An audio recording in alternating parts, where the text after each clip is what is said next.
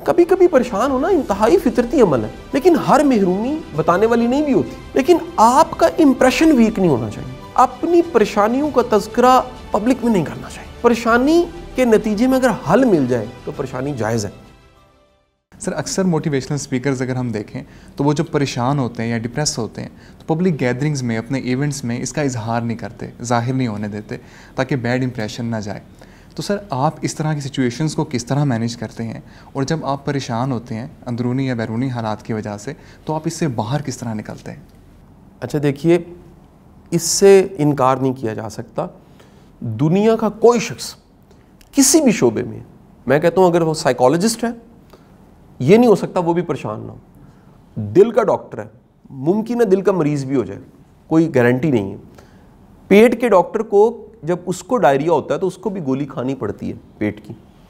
ایک موٹیویٹ کرنے والا شخص، دوسروں کو انکریج کرنے والا، امپاورڈ کرنے والا، شاباشی دینے، بک اپ کرنے والا، کہیں نہ کہیں وہ بھی کبھی ڈپریس ہو سکتا ہے، نا امید ہو سکتا ہے۔ اچھا یہ بڑی فطرتی بات ہے۔ ایک بات یاد رکھیے، اگر آپ اکثر پریشان رہتے ہیں یہ نارمل نہیں ہے، کبھی کبھی پریشان ہونا انتہائی فطرتی عمل ہے، اور یہ علامت ہے کہ آپ پہ مختلف طرح کی فیزز آتی ہیں، آپ پہ موڈز آتے ہیں، آپ ان موڈز کو ٹیکل کرتے ہیں۔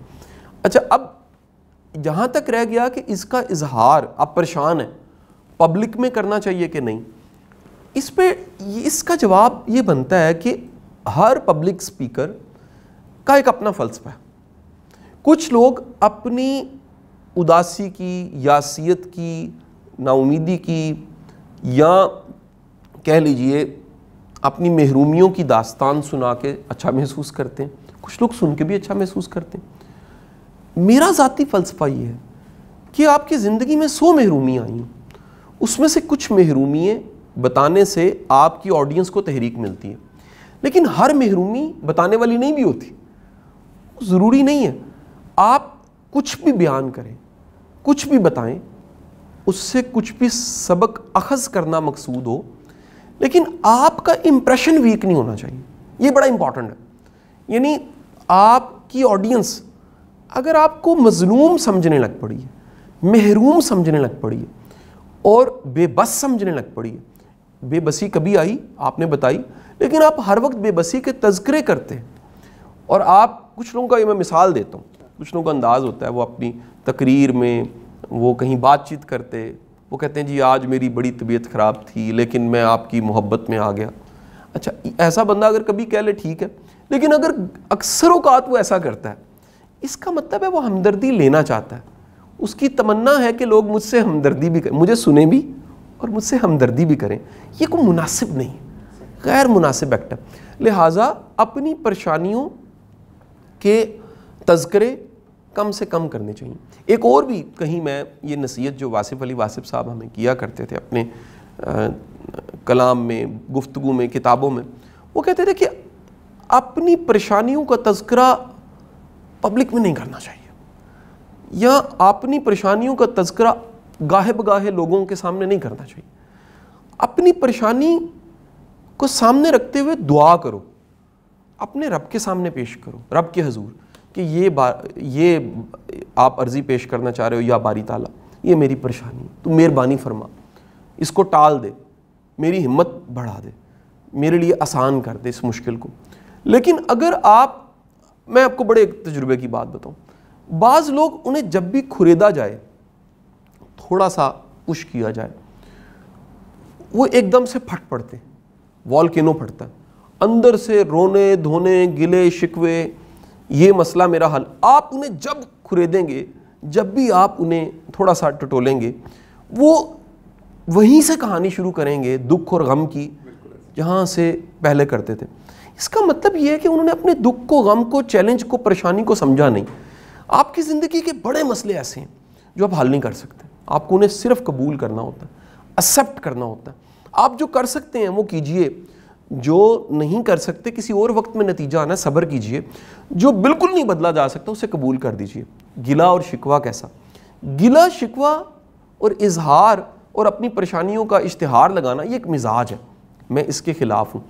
ذاتی طور پہ میں خود کیا کرتا ہوں، میں ایک کام نہیں کرتا، مختلف سچویشنز میں اپنی پریشانی یا ذہنی پیراڈائم یا اپنے مائنڈ کو جو میں سمجھاؤں اس کو ڈیورٹ کرنے کے لیے, اس کی ڈیورژن کے لیے میں نے کئی میتھڈز ڈھونڈنی ہیں. مثلاً سم ٹائم میں ریڈنگ کرتا ہوں, اس ریڈنگ سے میری وہ پریشانی تو رہتی ہے, مسئلہ رہتا ہے لیکن پریشانی کم ہو جاتی ہے. دراصل آپ مسئلہ حل ہونا ہوتا ہے کچھ وقت کے ساتھ, پریشانی مسئلے کو بڑھاتی ہے, کم نہیں کرتی. پریشانی کے نتیجے میں اگر حل مل جائے تو پریشانی جائز ہے, لیکن پریشانی کے نتیجے میں مسئلہ بگاڑ کا شکار ہو جائے تو ایسی پریشانی جائز نہیں ہے. لہٰذا میں ریڈنگ کے ذریعے اپنے مائنڈ کی اس اسٹیٹ کو ڈیورژن دے دیتا ہوں, ڈیورٹ ہو جاتا ہے. دوسرا, عبادت. آپ وضو کریں, پریشانی کی حالت میں 2 نفل پڑھیں, سر کو آپ سجدے میں رکھیں, آپ اپنا ماتھا ٹیکیں, عرضی پیش کریں کہ یا باری تعالیٰ مہربانی فرما. یہ بھی بڑا اچھا حل ہے. بعض اوقات کچھ لوگ ہوتے ہیں ان میں ہیلنگ پاور ہوتی ہے, ان کے ساتھ بیٹھ کے آپ پریشانی کا تذکرہ نہ بھی کریں, جسٹ گپ شپ کر لیں.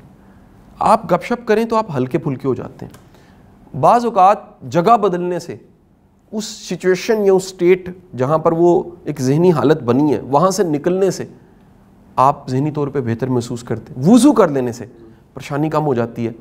آپ کوئی ڈاکومنٹری مووی دیکھ لیں, کوئی ایسی چیز جو آپ کو انوالو کرے, یہ بڑا امپورٹنٹ ہے. جب بھی آپ کہیں پھنسے ہوتے ہیں تو ہم پنجاب میں کہتے ہیں کھوبا.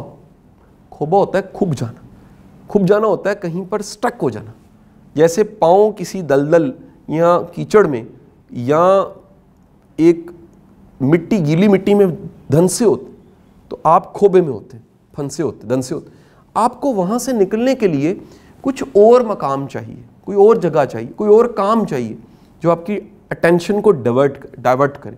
جب آپ وہاں سے باہر نکلتے ہیں تو وہ آپ کی جو پریشانی تھی وہ کم ہو جاتی ہے. تو کچھ لوگ کھوبے میں رہتے ہیں, وہ دھنستے چلے جاتے, دھنستے, پھر یہاں تک چیز آ جاتی ہے, وہ ڈپریشن بن جاتا. اپنی پریشانی کو پتہ لگ جائے, بھانپ لیں کہ پریشانی اس سے نکل آئیں, اس میں تادیر رہنا اور اس کے ساتھ خوش رہنا شروع کر دینا یا اس کے ساتھ راضی رہنا, یہ کوئی اچھی بات نہیں.